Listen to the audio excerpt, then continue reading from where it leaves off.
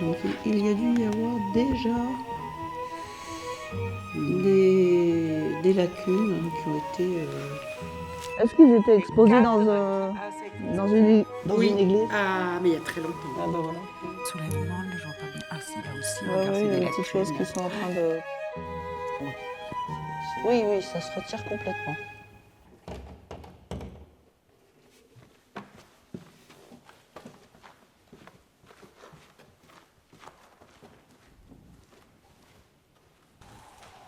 Sur ta lampe. Ouais. 388. Bayeux, Jules. Il ne faut jamais être seul pour faire ce genre de choses, dans le sens où on peut se tromper sur la nature du support, sur la technique, sur les altérations qu'on voit. Donc je demande toujours à Béatrice de confirmer, d'être avec moi vraiment pour confirmer ce que je vois. Et de son côté, elle rentre dans la base de données du musée pour que chaque œuvre ait, disons, sa petite fiche de santé. Ce qui veut dire qu'on peut faire un tri déjà avant l'ouverture du musée, des œuvres qui sont présentables telles quelles. L'état sanitaire est excellent.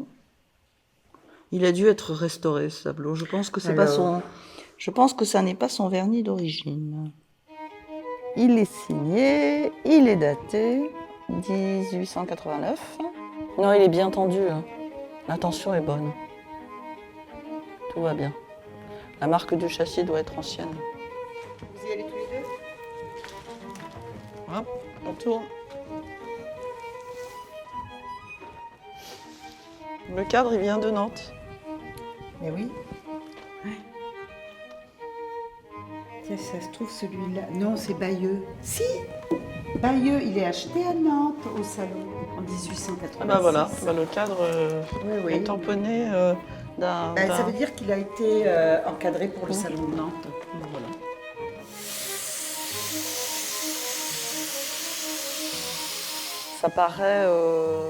Ça paraît un peu idiot de dire ça, ah bah oui, elle dépoussière les tableaux, bon.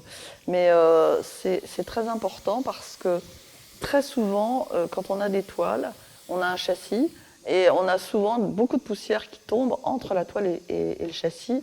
Et nous avons parfois trouvé des restes de gaines électriques, des clous, des punaises, ou parfois même la clé du châssis elle-même. C'est une première opération de prévention. Et puis, c'est aussi parce que les œuvres vont arriver dans les nouvelles réserves du musée. Elles vont donc être emballées et ça paraît logique de ne pas accrocher dans les réserves des œuvres pleines de poussière, voilà, tout simplement. Moi, ce que j'aime dans ce métier, c'est d'abord de voir beaucoup de peintures et de les examiner avant d'y toucher. Voilà. Ça, c'est vraiment ça. Être au plus près de la matière, au plus près du peintre, quand on sait qui est le peintre. Et ce que j'aime, c'est être au service de ces artistes. Et quel que soit l'artiste, même si c'est un artiste mineur, je ne suis pas là pour corriger les erreurs éventuelles, ni de perspective, ni de couleur. J'ai pas du tout ce rôle-là. Je dois montrer l'œuvre au public comme elle a été peinte. Alors parfois avec ses maladresses, parfois avec ses défauts, peu importe. C'est un message qui passe au cours du temps.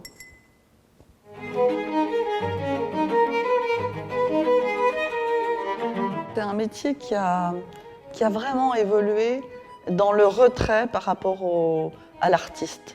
C'est-à-dire qu'avant, on était un peu dans une école du syndrome de la bonne ménagère. C'est-à-dire, je nettoie beaucoup, je veux que tout soit propre, je veux que tout soit au carré. Et ça, une restauration qui se voit, souvent, c'est que c'est raté. Et accepter aussi le passage du temps. Accepter que l'œuvre ne soit pas parfaite, qu'elle ait des défauts, qu'elle ait des craquelures. Si on veut tout planifier, tout remettre à plat, ça n'est pas l'objectif, pas du tout. Ah si, ça se voit. Hein. C'est une intervention qui permet parfois de redonner un petit peu de transparence au vernis existant en le décrassant, de le nettoyer avant même de toucher au vernis. C'est-à-dire que c'est vraiment la première étape qui permet de débarrasser le vernis de sa crasse. J'ai fait une école d'État, en fait, parce que j'avais vu que le profil du restaurateur semblait me correspondre. Et en fait, c'est devenu une vocation.